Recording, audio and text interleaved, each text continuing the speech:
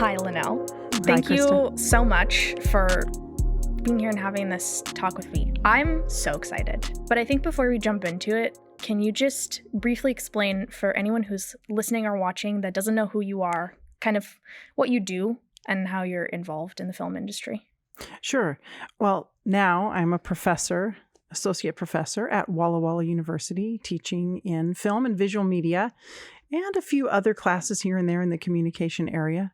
And then I also have a history of working not so much in narrative film, but working in television, and had about 13 years of work life in the television field before I became a professor, where we were producing shows and stuff like that. So that's kind of my background. And I still do a little work with our local television station. So I keep my finger in that.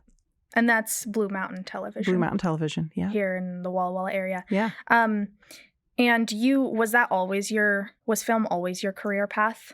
Or was it something that you switched to later? It was a little bit into college. Okay. I loved movies. I loved television. I loved all that stuff as particularly a teenager.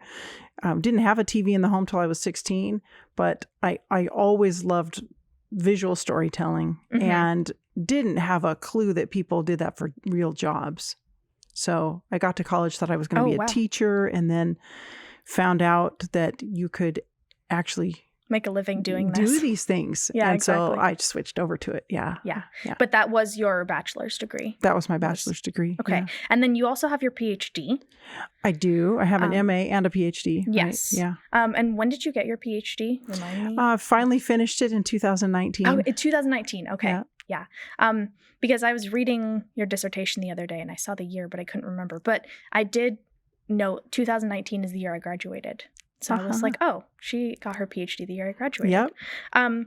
But the topic of what we're talking about today is exploring the conflict that can often be present between Christianity, or maybe Christians, we should say, and visual media, which is what your dissertation is all about, specifically Seventh-day Adventists, because that's what we are.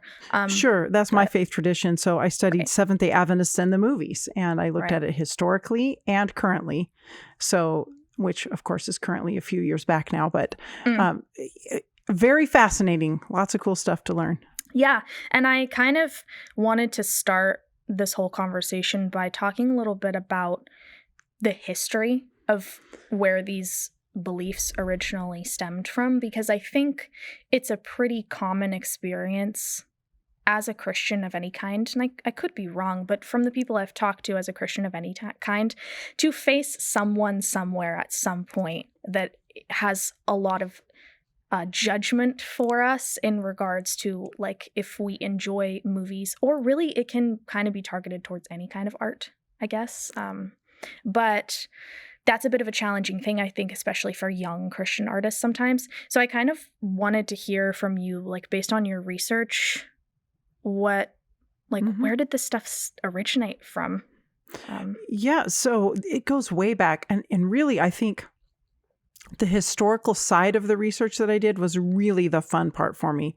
Yeah, I liked interviewing current people too, but it was like being some kind of detective and sleuthing back into the past, reading all of the articles that had been written in my faith tradition, Seventh-day Adventist, and then even going beyond that and trying to find, well, what did other faith traditions in the early days of movies have to say about this? Yeah. And I found out that Christians in general had a lot to say about movies when they first became a new thing, and it's usually new technologies that come along, and maybe we don't think of movies as technology at this point, but it was a new technology, really a new thing we could do. We could actually have moving pictures, and just the fact that the pictures moved was disarming for people. They didn't. It was so entrancing and so engaging that they felt like, wow, I'm not sure anything should be that engaging. Which is so interesting to think about now, because it's so ingrained in our everyday life experience. Yeah, it's a language we all speak pretty much. Yeah, we're so used to it, like with all the small screens we have now too, and that kind of thing. Like, we're so used to just seeing that all the time. And so it's interesting to think about a time when that was something that was so shocking to people that they were like, oh, we have to do something about this. Yeah, I mean, think of the Because- name movies. It's because it was a picture that moved, a Right. moving picture. Oh, it's a movie. And it was unsettling for, I think, everyone, because I even found that some people who were not, preachers or people writing for faith journals, just writing in general in society, were writing some of their warnings about what will happen to our young people, what will happen to youth if they spend their lives at the movies. It's going to be degrading for them. They're not going to be out doing actual activities. Was that because of the kind of general, like, I don't want to say belief, but can't think of another word necessarily, that like youth are the most impressionable Sure. because of their young age? Yes, I think so. Okay. And I think there was very much that. And like it is any time that youth maybe get into something that we aren't used to if we're older, we wonder, is that okay? Is that going to work? And I mean, everybody kind of got into movies after not very long, but certainly all the religious people in the Christian faith traditions, at least here in the United States, which is mainly where I looked into this, we're warning about what could happen if we spend too much time with this sort of visual amusement, they would have called it. So at that point, like based on your research, at that point, was that warning based in the actuality of what had happened, or was that people looking into the future being like, this is what we think is going to happen to our children if we expose them to these things? I think it was some of each. And here's the part that I think was grounded in reality. Frankly, the earliest moving pictures weren't all that uplifting. There were quite a few. Okay. There were quite a few early moving pictures that would have been seen in the Nickelodeon. So you put your nickel in, and you go into this little dark place, and you put your nickel in, and you put your eyes down on it, and you look at the pictures flipping through. Oh, wow. And the kinds of things that were on these early movies were, they were a little trashy.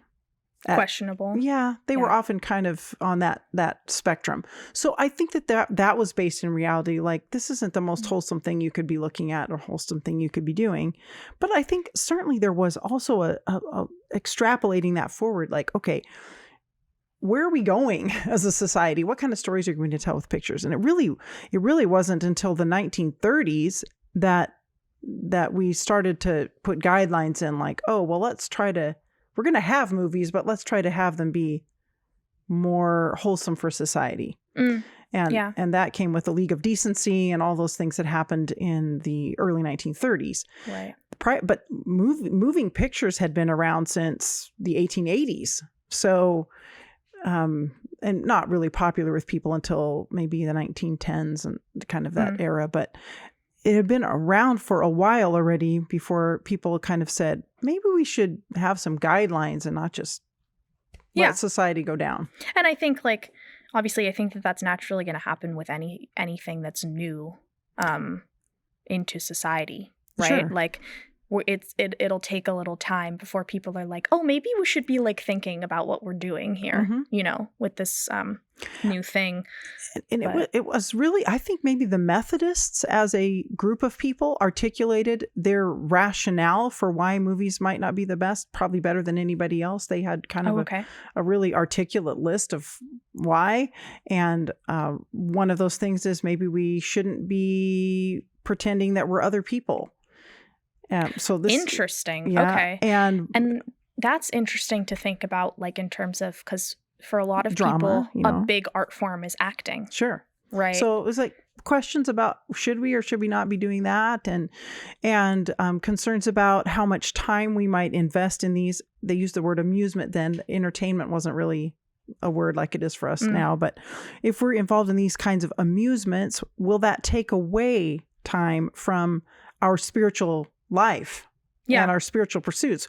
Will we be amusing ourselves instead of reading our Bibles, instead of studying, instead of growing in? Which I actually think, personally, as much as I love movies, because I do, I'm a film major, and also as much as I believe wholeheartedly in creativity and being creative and making these awesome things, I actually do think that that's a good point, because balance is important with anything in life. Yeah. Right? I kind of think it's a good point too. And I really took that into looking at, do we find ourselves wishing that we had spent more time in our spiritual pursuits when we instead were... True. Yeah. Looking back and thinking... Yeah. I'm thinking, man, I kind of wasted some time there. I could have yeah. been doing something for somebody else, or I could have been getting closer to God in such a way or whatever. Right. Yeah. And so it's kind of, like you said, I pulled a quote specifically from your dissertation that kind of sums up like what we've been talking about here, which was, it was near the beginning. It said, adherents to the Christian faith in the United States and elsewhere generally have had a long history of apprehension about amusements and entertainment that come in the form of visual media. So basically what I'm saying is it's been like a very extensive history and a long really time has conflict ever since the beginning. It really has. And I think it really mostly came down to, how are we going to spend our time? And is this going to take us away from our spiritual pursuits? And are we going to, and then secondly, are we going to be looking at things that don't build us up that tear us down as a society, as Christians? And so it's kind of time and content. And I think it's still time and content today, really, for people who are thinking about these things in their own experience. So I think that like something that I wonder about then, right? Because when you take some of those things or those critiques of film that have been said at face value as a Christian, like, you want to make sure that you have a good balance between like your viewing of amusements, as they would have called them, and your spiritual life, things like that, right? At face value makes total sense. Right. But I feel like something has happened where some of that has gotten so twisted. And we were talking about with that fear of the unknown. Yeah. Humans love to fit themselves into boxes and make like checklists that are easy to like check off. Like, I'm doing the right thing. Yes. Like, because I can check this off, right? But I think when that happens, and I'm curious to hear your thoughts on this, those things get taken and just like skewed so intensely one way or the other. And so I'm just kind of curious, like, how has that happened and kind of been like, how have some of those arguments been taken out of context, like in history? I think that they really have. You're getting right at the core of, I think, what happened. It's sometimes it's tempting as Christians to say, okay, let's just make some rules about what we can do and what we can't do. And then we don't have to live in those moments with God and make those decisions one by one. Or consciously think about it. Yeah. Yeah. And it's much more important to be, I think, to be checking in with God and having conversations with him all the time throughout the day as you make whatever decisions you're making. And to be living with him, like present with him. I agree. And that's a very different thing, in a sense more challenging thing than just having a box like, oh, I can do this and I can't do that.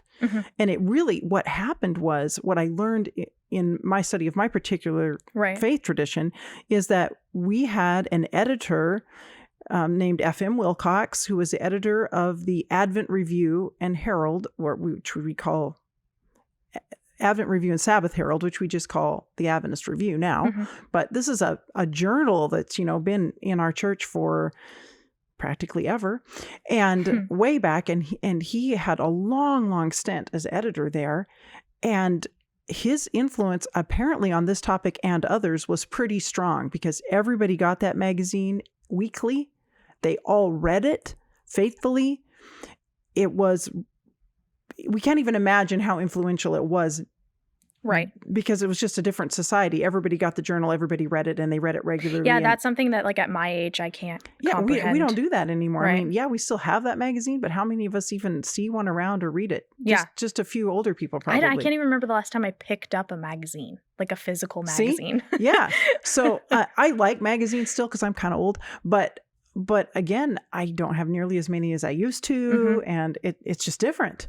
So, but this was, everybody was looking at it. And so he he was influential on this topic as well as a number of other topics within the church, but his perspective was pretty kind of black and white, a little bit dogmatic. He was the kind of guy who approached everything like, well, here's what we should do and here's what we shouldn't do. This is the way he approached the world. And so that was the most interesting thing I found, really, I think, in my dissertation was, okay, where do these ideas come from? And I feel like they kind of came from him. And he pretty much spelled out, we will not go to the theater.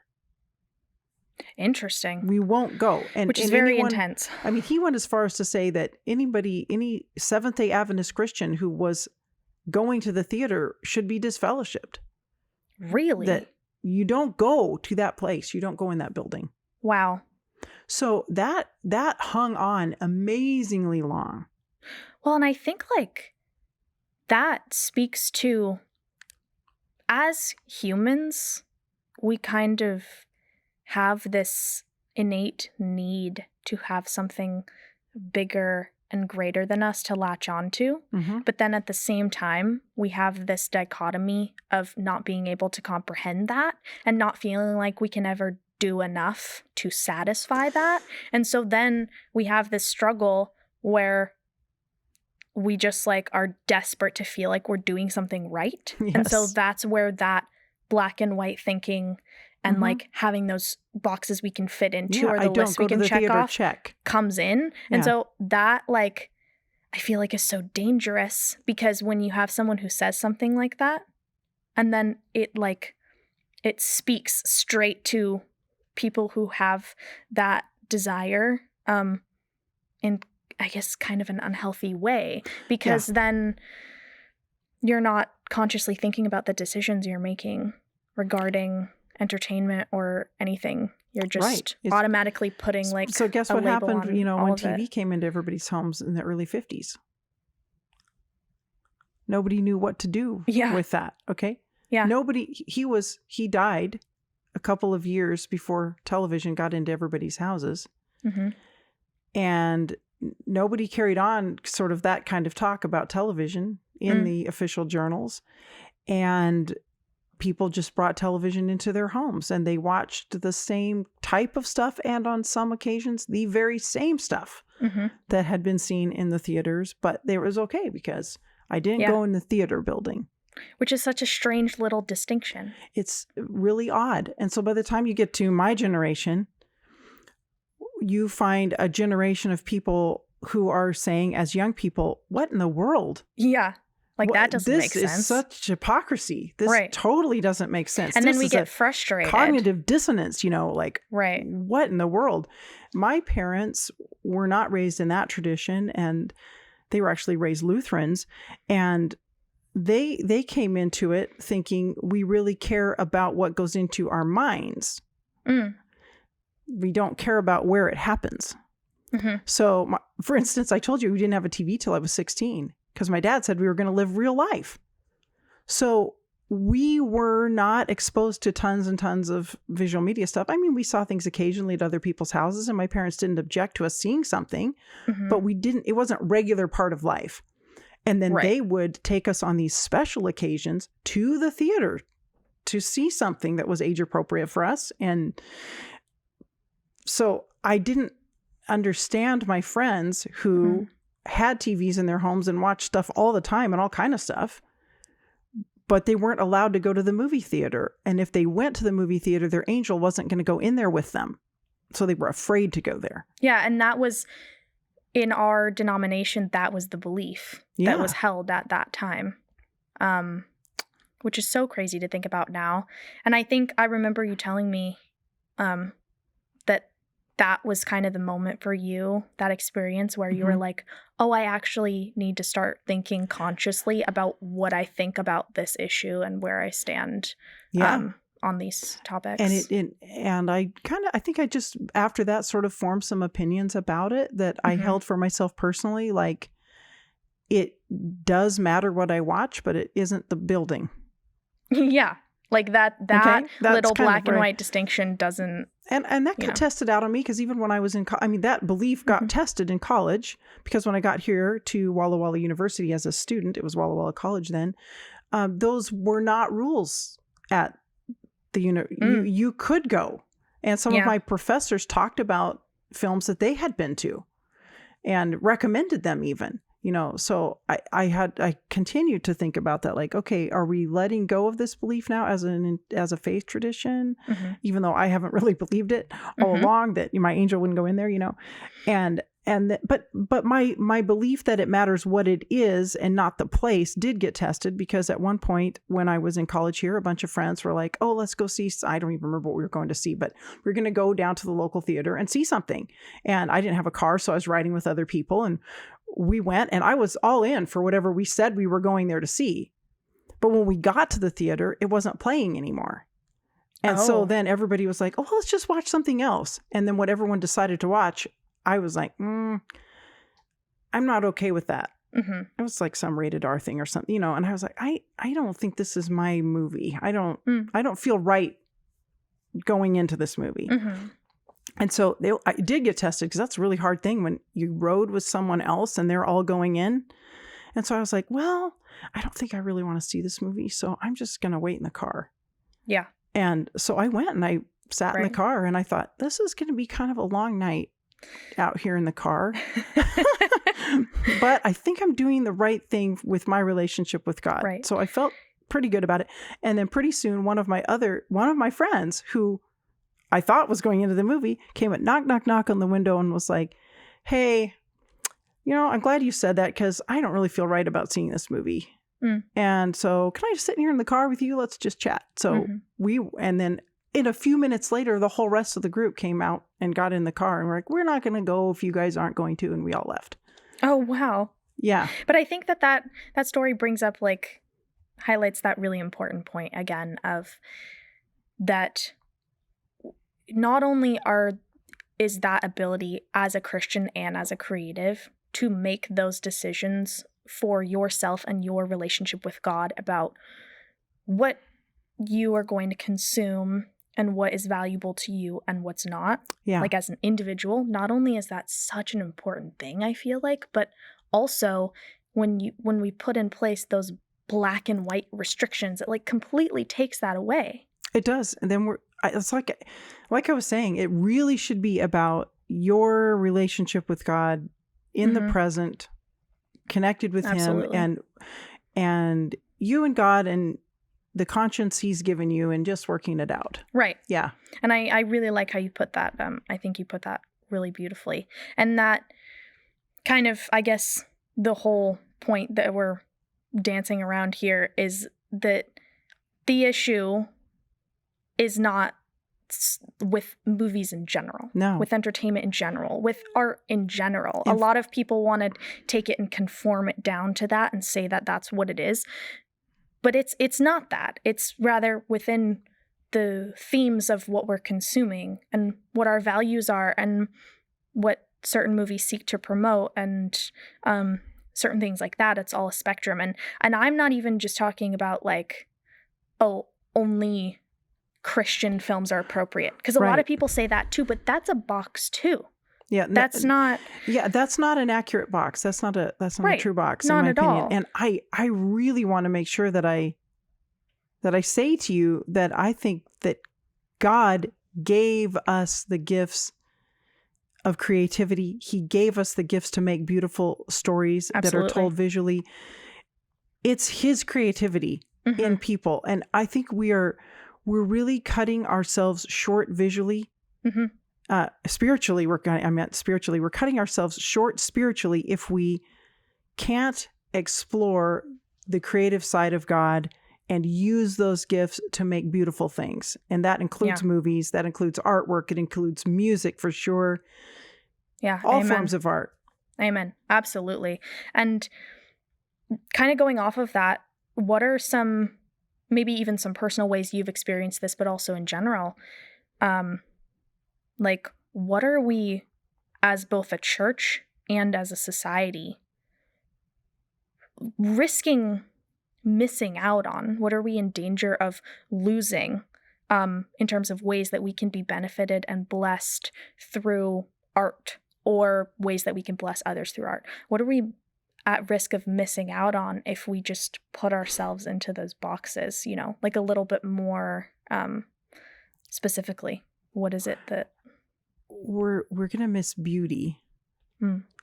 Beauty is a big part of God. We're going to miss a whole part of who we are as human if we can't experience the beautiful. Yeah. It's really clear when we look around at creation that God is phenomenal with creativity, with beauty. Ultimate creator. Oh, it's ultimate. And I feel like, well, I'm not a Puritan, you know. I'm not, and I don't want to be, you know, that there's been some traditions within Christianity, not just in my faith tradition, but all over the place, of making sure that we're devout and making sure that we're pious. And I'm not putting down on devout and pious. Those are to have a character of integrity and to follow God with your whole heart and be 100% for him. Those are absolutely essential and really important. But that's not at the expense of experiencing the creative side of ourselves, of our brains, of our lives, of our hearts. It would be like taking part of your heart out, not to be able to enjoy the beauty of being creative. Absolutely. And I think that's kind of the whole goal of these conversations and these dialogues that we're having on this podcast, because there are so many, as a Christian and also a creative, I've personally experienced so many times where someone in the church says the opposite, says that is a part of yourself that's worldly and you need to remove that, you know? And yes, it can skew that way. Like, you can get your priorities mixed up, but that can apply to anything. You can get your priorities mixed up on all kinds of areas of life. I don't know why it's so specifically been applied to think we're art, just afraid of especially it. because it's such an innate thing. I think we're afraid of it because it speaks to really, really deep and passionate parts of ourselves. So it can feel a little out of control, maybe. And that's I'm glad you use the word afraid, because I think that a huge part, and I know we've talked about this, a huge part of the reason that even became those viewpoints of like, no, movies bad, we're not going to do movies, or any type of art, really. We're just using movies because we both make them. Yeah. The big issue with that was that was a decision, and those are things that were being said from a basis of fear, not from a basis of trust in God, from a basis of fear of, I'm going to mess up. Yes, not from something a basis will corrupt of me. Right, not from a basis of trust in God and trust in his love for you, and function as if you were made in his image, because you were. You know? Thank you so much for coming in and having this conversation with me and talking about this, because I think it's so important, especially because the challenge of feeling that conflict, experiencing it in yourself, or feeling other people putting that judgment on you, can be so discouraging and can feel so lonely. And so I think it's such an important thing to talk about. So just thank you so much for being willing to come in and talk with me about this, and being willing to share from your heart and personal experience and all that. I really appreciate it. You're welcome. It's a joy for me to talk about it.